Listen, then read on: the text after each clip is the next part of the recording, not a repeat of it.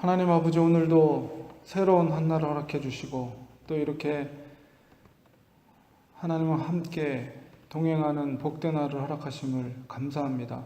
이 시간 주님의 구원의 은혜를 감사하며 또 우리의 모든 삶의 주권을 주님께 의탁하며 하나님 전에 나와서 예배로 하루를 엽니다. 주님, 이 자리에 함께 하시고 하나님께서 하나님의 은혜를 베풀어 주시되 주님의 구원의 기쁨과 감격이 회복되는 거룩한 시간 될 수 있도록 하나님 도와주셔서 하나님의 베풀어주신 그 은혜 조금이라도 우리가 우리의 삶을 통해서 기쁨이 되드릴 수 있도록 오늘도 그런 하나님 앞에 기쁨이 되드리는 복된 하루가 되게 하나님 인도하시고 아침마다 하나님 앞에 간구하는 기도의 제목마다 하나님께서 들어주시고 응답해 주셔서 도우시는 아버지의 은혜를 체험하는 저희들 되게 하여 주시옵소서. 예수님의 이름으로 기도드리옵나이다. 아멘. 민수기 17장 1절에서 13절까지 말씀 우리 한 목소리로 같이 읽겠습니다. 여호와께서 모세에게 말씀하여 이르시되 너는 이스라엘 자손에게 말하여 그들 중에서 각 조상의 가문을 따라 지팡이 하나씩을 취하되 곧 그들의 조상의 가문대로 그 모든 지휘관에게서 지팡이 12를 취하고 그 사람들의 이름을 각각 그 지팡이에 쓰되 레위의 지팡이에는 아론의 이름을 쓰라. 이는 그들의 조상의 가문에 각 수령이 지팡이 하나씩 있어야 할 것임이니라. 그 지팡이를 회막 안에서 내가 너희와 만나는 곳인 증거궤 앞에 두라. 내가 택한 자의 지팡이에는 싹이 나리니 이것으로 이스라엘 자손이 너희에게 대하여 원망하는 말을 내 앞에서 그치게 하리라. 무세가 이스라엘 자손에게 말하되 그들의 지휘관들이 각 지파대로 지팡이 하나씩을 그에게 두었으니 그 지팡이가 모두 12이라. 그 중에 아론의 지팡이가 있었더라. 모세가 그 지팡이들을 증거의 장막 안 여호와 앞에 두었더라. 이튿날 모세가 증거의 장막에 들어가 본즉 레위 집을 위하여 낸 아론의 지팡이에 옴이 돋고 순이 나고 꽃이 피어서 살구 열매가 열렸더라. 모세가 그 지팡이 전부를 여호와 앞에서 이스라엘 모든 자손에게로 가져오매 그들이 보고 각각 자기 지팡이를 집어 들었더라. 여호와께서 또 모세에게 이르시되 아론의 지팡이는 증거궤 앞으로 도로 가져다가 거기 간직하여 반역한 자에 대한 표징이 되게 하여 그들로 내게 대한 원망을 그치고 죽지 않게 할지니라. 모세가 곧 그같이 하되 여호와께서 자기에게 명령하신 대로 하였더라. 이스라엘 자손이 모세에게 말하여 이르되 보소서, 우리는 죽게 되었나이다. 망하게 되었나이다. 다 망하게 되었나이다. 가까이 나아가는 자 곧 여호와의 성막에 가까이 나아가는 자마다 다 죽사오니 우리가 다 망하여 하리까. 아멘. 오늘 말씀 속에서 이스라엘 백성들이 하나님 앞에 아론과 또 모세의 그 권위에 대해서 불순종한 것에 대해서 분명한 표징을 삼기 위해서 하나님께서 모세에게 말씀하시기를 각각 12지파에게 지팡이 하나씩을 취하게 하라. 그래서 그것을 가져오고 그 모든 지휘관의 이름을 그 지팡이 12에 기록하도록 명령을 내립니다. 아마도 11장 민수기 1장에 있었던 그 12지파의 수령의 이름을 그 막대기에다가 지팡이에다가 기록을 한 것 같아요. 그래서 이 지팡이라는 것은 사실 우리 군대에서도 지휘관들에겐 지휘봉이 있죠. 그런 것과 같이 이 지팡이라는 것은 특별히 지휘관으로서 지팡이는 지휘봉의 역할을 하는 거죠. 그래서 백성을 이끌어가는 그런 어떤 역할로서의 지휘봉으로서 지팡이를 의미한다고 볼 수가 있는데요. 그 12지파에 대표하는 자들에게 지휘관들에게 하나씩 취하게 하고 거기에다가 그 지휘관들의 이름을 기록하게 합니다. 그래서 사실은 그 12지파 민수기 1장에 있습니다. 10지파에는 레위 지파가 배제되어 있죠. 그래서 요셉의 지파, 요셉의 아들 에브라임과 므낫세가 2개 지파로 나눠져서 레위 지파가 빠지는 대신에 이제 12지파로 이렇게 기록이 된 건데 사실 엄밀히 보면 전체적인 문맥 속에서는 12개가 아니라 12지파와 더불어서 레위 지파를 상징하는 아론의 지팡이까지 하면 13개가 아닌가 이렇게 학자들은 얘기합니다. 그래서 어쨌든 레위 지파를 대표하는 아론, 그래서 아론의 이름이 새긴 지팡이까지 하면 12지파와 함께 더불어서 아론의 지팡이까지 13개 정도가 되는 것 같아요. 그래서 그것을 회막 증거궤 앞에다가 그 13개의 지팡이를 다 이제 12지파를 대표하는 12개와 아론의 지팡이, 그래서 그것을 그 회막 지성소 앞에다가 그것을 놓게 합니다.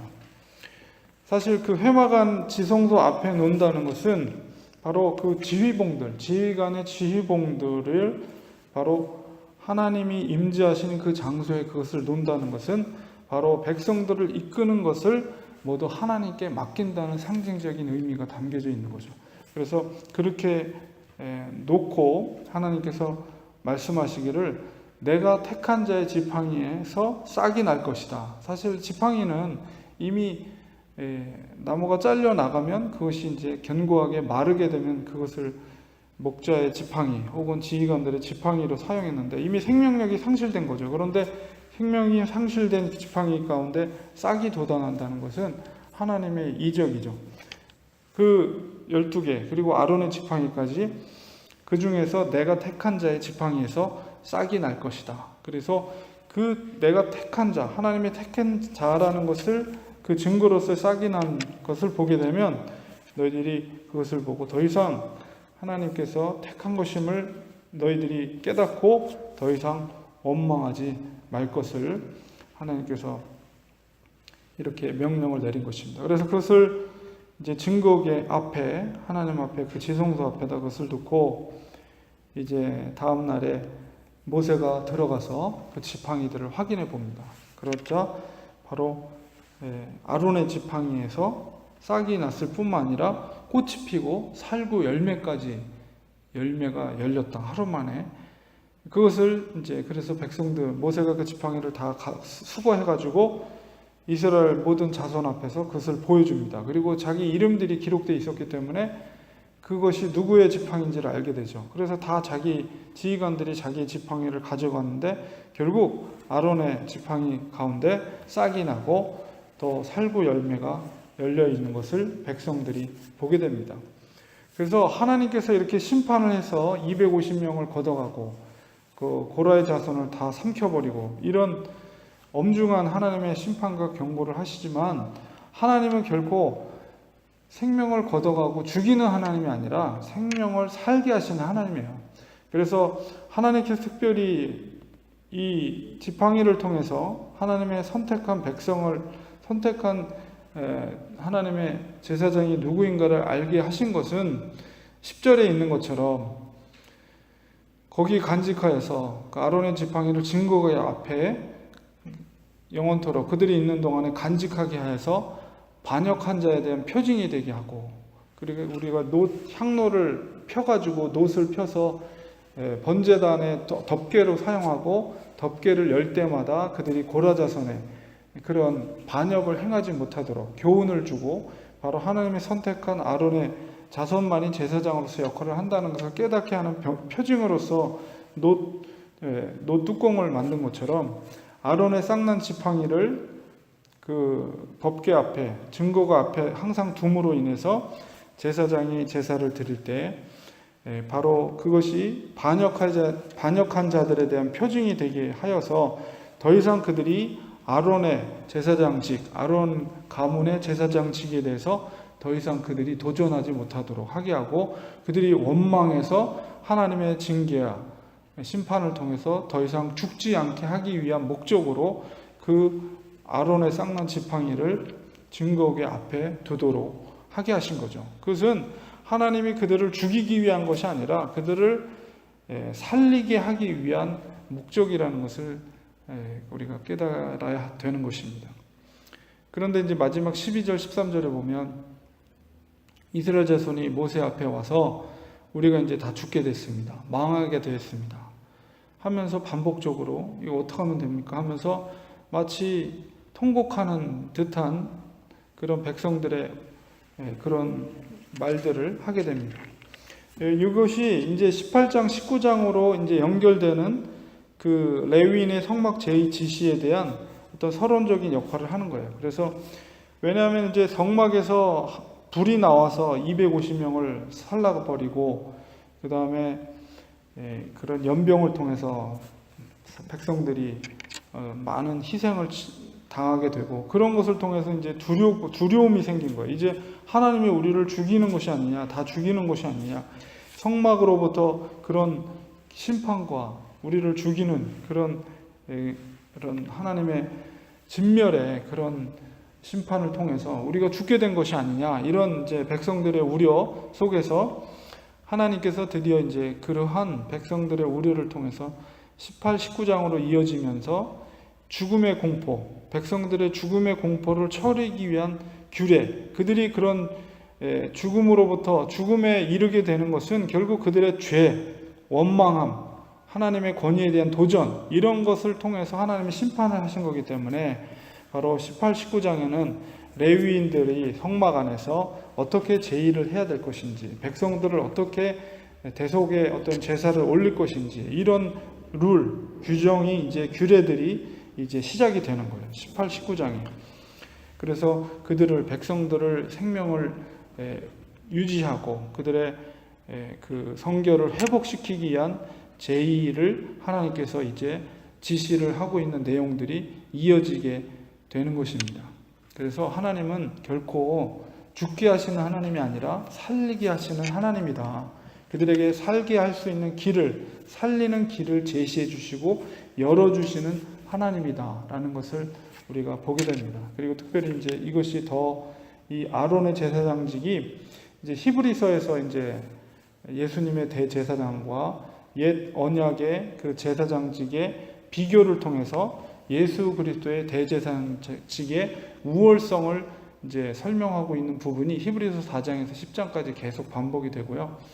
그 다음에 아론의 대제사장직은 예수님의 대제사장직의 예표가 된다는 것을 히브리서 9장 11절에 말씀하고 있습니다. 그래서 구약의 이런 제사장의 역할, 그리고 구약의 제사의 제도, 그 다음에 레위인의 성막의 제의, 이런 모든 것들은 바로 예수 그리스도의, 신약 시대에 와서 예수 그리스도의 의미가 무엇인가, 예수 그리스도의 영원한 대제사장직으로서의 우월성을 나타내기 위한 구약적인 예수 그리스도의 모형이다, 이렇게 우리가 이해할 수가 있는 거죠. 그래서 이것이 다 피로가 없는 것이 아니라 바로 예수 그리스도를 이해하기 위해서 우리에게 반드시 이해해야 될 구약적인 제사와 규례, 그리고 백성들의 그 어떤 속죄를 위한 규례, 이런 것들이 있는 것이죠. 그래서 하나님은 우리를, 성경 전체는 우리를 죽이기 위한 하나님이 아니라 영원한 생명의 길로 인도하시는 하나님의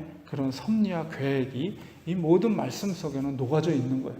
그래서 우리를 살리신 하나님, 우리의 생명의 길을 여시는 그 하나님을 우리가 생각하면서 오늘날 우리가 은혜의 시대, 성령의 시대, 정말 하나님의 은혜의 시대를 우리가 살아가는 우리들에게 있어서 얼마나 하나님께서 우리에게 생명의 길로 우리를 인도해 주셨는가, 구약의 시대를 비교하면서 우리가 예수 그리스도의 은혜를 생각할 때 정말 놀라운 하나님의 사랑의 은혜를 우리가 덧입었다. 그리고 그 속에서 그런 덧입은 하나님의 은혜의 시대, 또한 성령의 시대를 살아가면서 구약적인 죄의식을 비교하면서 우리가 그러면 오늘 이 시대 속에서 우리가 어떻게 살아야 될 것인가, 우리 이스라엘 백성들이 하나님 앞에 어떤 태도를 앞으로 그러면 취할 것인가라고 생각했을 때 우리들도 역시 예수 그리스도의 은혜를 입은 자로서 어떻게 이 땅에서 살아가야 될 것인가에 대한 분명한 해답을 우리가 이 말씀을 통해서 깨닫게 되는 것이죠. 그래서 살리시는 하나님, 우리의 생명의 길을 여신 하나님, 아직 기회가 있는 거예요. 아직 구원의 길이, 그 구원의 문이 닫혀져 있지 않은 거예요. 우리가 이 구약 속에서 이스라엘 백성들이 하나님은 계속해서 생명의 기회를 주셔요. 생명의 시간을 허락해 주셔서. 그러나 그 시간이, 한정된 시간이 지나버리면 더 이상 돌이킬 수 없는, 정탐꾼의 사건도 그렇고 바로 향로를 통해서 고라자손에게 하루의 시간을 주신 것도 그렇고 반드시 회개와 생명의 시간을 하나님은 허락해 주셨어요. 그러나 그 한정된 시간이 지나면 돌이킬 수 없는 시간, 심판의 시간이 오게 됩니다. 지금은 아직 구원의 은혜의 시대, 아직 생명의 길이 막혀 있지 않은, 열려 있는 시대, 시간 속에 있습니다. 이 시간 속에. 그러나 이 한정된 시간이 지나버리면 더 이상 돌이킬 수 없는 심판의 그 시간이 우리에게 도래하게 돼 있습니다. 그 시간이 오기 전에 하나님이 우리에게 기회를 주셨어요. 하나님이 우리에게 그 사명을 우리에게 맡겨주셨어요. 주님이 마지막 재림하실 그 시간까지 우리가 해야 할 일이 무엇인가, 이 땅에서 최우선적으로 해야 할 사명이 무엇인가, 이런 것을 우리가 깨달으면서 구약의 말씀은 바로 오늘날에도 신약시대에 사는 우리들에게도 큰 교훈이 되는 귀한 말씀임을 깨닫고 하나님은 생명의 길로 우리를 계속해서 인도하고 계시다라는 사실을, 그리고 그 역할들을 우리에게 맡겨주셨다는 생각을 우리가 깨달으면서 오늘도 주님 그 사명을 이루어갈 수 있는 우리가 되게 하소서. 나가서 전하지 못한다면 우리가 그 생명을 위해서 기도하게 하시고 하나님의 도움을 간구하고 또 우리에게 담대함을 주셔서 복음을 전할 수 있는, 때를 얻든지 못 얻든지 그런 기회가 주어진다면 그 역할들을, 생명의 길을 인도할 수 있는 역할을 우리가 감당하게 하여 주시옵소서. 이런 기도와 간구로 우리의 사명을 감당하는 우리가 되어야 되겠습니다. 기도하겠습니다.